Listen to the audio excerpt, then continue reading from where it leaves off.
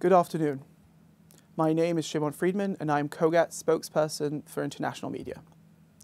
Since the beginning of the war, we have taken numerous steps to increase the amount of humanitarian aid that enters the Gaza Strip and makes its way to the people of Gaza. We have placed no limit on the amount of aid that can enter the Gaza Strip. Last week, Israel, together with our friends and partners, launched two new initiatives, Crossing 96 and the Maritime Corridor, bolstering our capabilities to now facilitate humanitarian aid through land, air, and sea.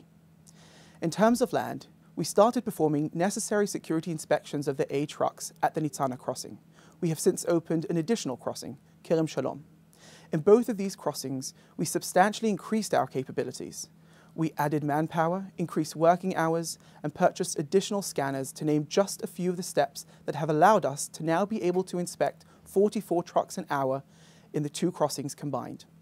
To increase the amount of aid facilitated by land even more, last Tuesday, following directives from the Israeli government, 6 aid trucks entered the northern Gaza Strip via Crossing 96. The trucks, carrying aid provided by the WFP, underwent thorough security screening at Kerem Shalom before they made their way to the north. This Sunday, an additional 18 trucks entered through the crossing. This program will continue over the coming days with additional aid making its way to the people who need it. In terms of facilitating aid via air, Israel has worked together with the US, Egypt, Jordan, as well as other countries to facilitate over 40 airdrops of aid to different parts of the Gaza Strip, including the north. The airdrops, as well as Crossing 96, are ways to get aid where it is needed, bypassing the bottleneck that the international organizations tasked with distributing the aid have created. While Israel went to great lengths to improve our inspection capabilities, the international organizations responsible for distributing the aid have not done the same.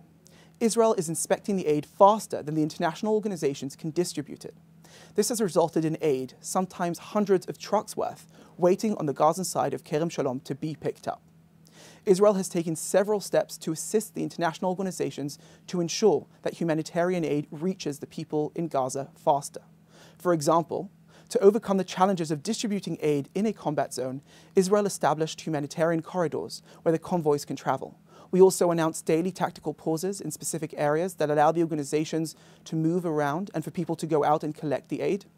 In addition, COGAT CLA, the Coordination Liaison Administration for Gaza, also coordinates specific humanitarian passages.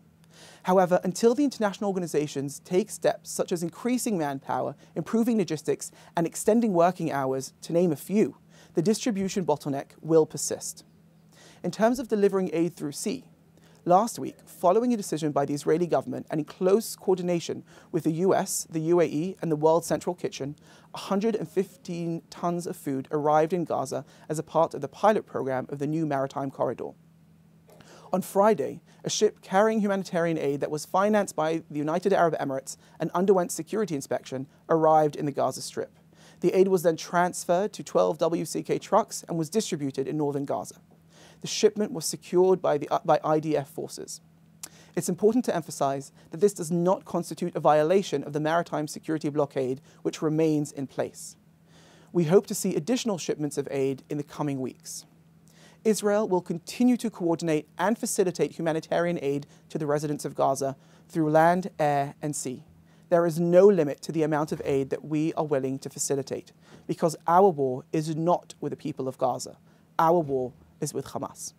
Thank you, and I will now take your questions. Thank you. First question is from Leo Soroka at the Washington Post. Can you please say how many airdrops of aid there have been in Gaza in total? As I mentioned, there have been over 40 airdrops of aid, and it's important to understand that the airdrops of aid are part of a larger program to make sure that humanitarian aid is making its way to wherever it is needed. And in one of our tools to make sure that distribution issues caused by international organizations does not stand in the way of that aid getting to where it needs to get to. And there have been several projects, as I just mentioned. Airdrops is one of them. The shipments are another one, Crossing 96. So lots of different ways in which we're working to make sure that humanitarian aid is getting to where it needs to get to. Thank you. Next question from Shira Pinson at NBC News. Now that President Biden has said a large-scale ground operation in Rafah would be a mistake, can Israel rule out such an operation? And does Israel agree with the US that its goal of defeating Hamas can be achieved without a large-scale attack on Rafah? Questions about operational matters are questions for the IDF spokesperson's unit. COGAT deals with the humanitarian issues in the Gaza Strip, and I'm happy to comment on those. Thank you. Question from Joel Pollack at Breitbart News. Channel 14 reported that a Hamas-linked contractor, Al-Hissi, will be controlling the Gaza Pier project. Can you confirm that, and are you concerned that the pier will simply enrich Hamas? The pier project that we are working on is one that we're working on very closely with the US, with the UAE and the World Central Kitchen. And the World Central Kitchen is playing a very substantial role here in making sure that the aid is getting to where it needs to get to. And again, this project is part of our attempt to make sure that humanitarian aid is getting to whoever needs it in the Gaza Strip. And that's why we've opened this additional route for humanitarian aid to get that way. And we want to make sure that it's getting to the people who need it. Thank you. Question from Linda Gradstein from the Voice of America. What kind of plan do you have to move 1.4 million Palestinians in Rafah to humanitarian islands and to provide enough aid? So I can't comment on any specific operations in Rafah. This is something that is not necessarily for the IDF to say. What I will say, detached from anything that has to do with Rafah, is that in every part of our operations in Gaza, there have been two parts to each operation. One is the military part, and the second is the humanitarian part, which the COGAT leads. And so that has been the case up until now. Thank you. Question from Hannah Julian at the Jewish News. Why is it believed that the maritime delivery of aid is cost effective when aid still needs to be delivered on trucks once it reaches the dock? The idea of opening the maritime route or the maritime corridor is to increase the different avenues in which humanitarian aid is making its way to the north. This isn't instead of the convoys that have to make their way from Kerem Shalom or from Rafah on trucks. It is in addition to those. It is in addition to the airdrops and it's in addition to crossing 96. The idea here is to create as many avenues possible to make sure that humanitarian aid can get to where it's needed. Thank you. Long question here from Melanie Lidman at AP. Is there a plan to open up more land crossings and or a direct route to northern Gaza after the recent test run at Gate 96? Why have they not opened the land crossings until now? And in the past, COGAT has insisted that there is no starvation in Gaza because of the number of calories per person with existing aid. But it's clear that international organizations aren't able to distribute the aid equitably.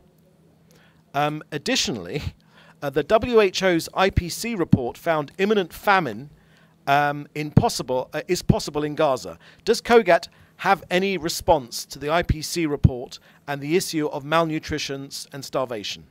So I'll start with the last question. In terms of the ICP, we think it's a shame that international organizations are choosing to buy into Hamas's narrative. Hamas is trying to force a humanitarian crisis in the Gaza Strip because that's part of its strategy. And it needs to understand that strategy and abusing its citizens or the citizens of Gaza is not something that will work for it. And it's a shame that international organizations buy into that. It's important also to note that the report mentions that it doesn't take into consideration what took place in the last few weeks, which seems to be a shame because there has been a lot of improvement, as I mentioned, in the different projects in the last few weeks, and perhaps there's a reason that they've chosen not to do so. In terms of the different crossings into the north, as you mentioned, we have opened crossing 96. The issue here is that distribution is the biggest obstacle of humanitarian aid making its way to northern Gaza, not necessarily opening additional crossings. We, at the moment, are inspecting more aid than the international organizations are able to distribute. So the issue here is making sure that distribution capabilities are increased, and that's something that we have called on the UN and other agencies to do since the beginning of the war, to increase their capabilities to catch up with the improvements that we have already made. But we're not just standing aside with these issues of distribution. We're also looking for different avenues, such as opening additional crossings, the airdrops, and the maritime corridor. Thank you. Question from Dan Williams. What is Israel's policy regarding armed Palestinians accompanying aid convoys in what Palestinians say is an effort to protect them? Does the IDF consider them legitimate targets? The international organizations responsible for distributing the aid in the Gaza Strip are responsible for all of those different aspects. While we assist in that distribution and we help coordinate those convoys and allow them to go through our humanitarian corridor, the aspects of that are up to them. Thank you. A question from Brian Peach from the Washington Post. Can you elaborate on how the aid from the World Central Kitchen-led ship is being distributed, if at all, with the security and unloading and distributing of the aid via the WCK ship? So the aid makes its way from Cyprus, where it is inspected, and Israel is involved in that inspection process, makes its way towards the Gaza Strip, and that is where it is met by the WCK and with WCK trucks, where it is then distributed. Israel does secure the aid.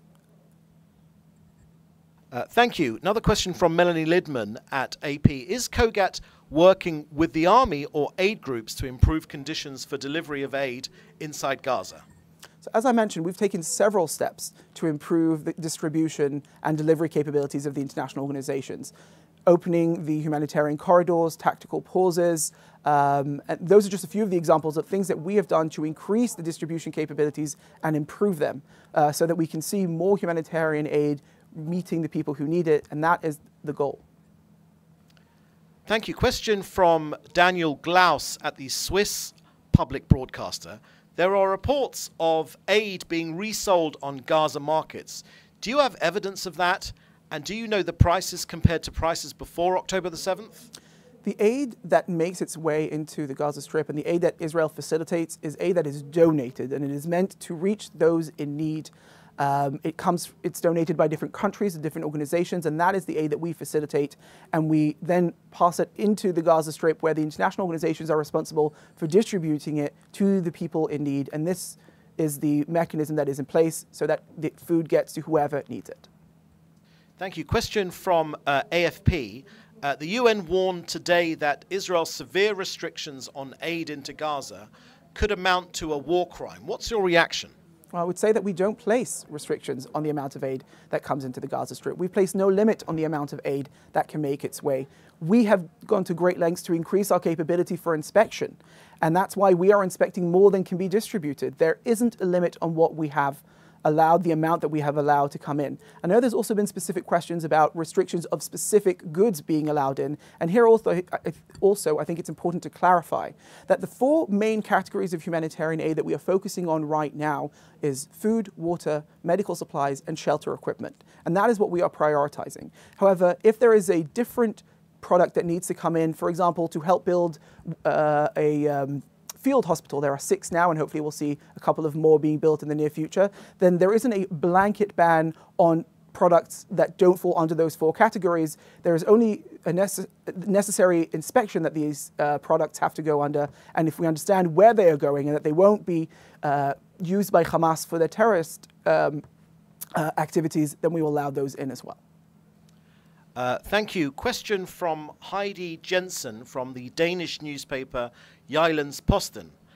There are reports of gangs stealing aid and selling it. How is COGAT or the IDF trying to improve security to make distribution easier and avoid this problem? So it's important again to understand that the distribution of the aid is something that is the responsibility of the international organizations, and all aspects of that are their responsibility. However, Israel does take several steps in order to assist them in that, including, as I mentioned, allowing them to go through the humanitarian corridors, which allow them to move more securely, announcing tactical pauses so that they can move, and also individual passages, humanitarian passages that are coordinated on the ground. So we take several steps to assist them in doing this because, again, what we want to see is that the humanitarian aid is getting to where it needs to get. Thank you. That was the last question. Thank you very much.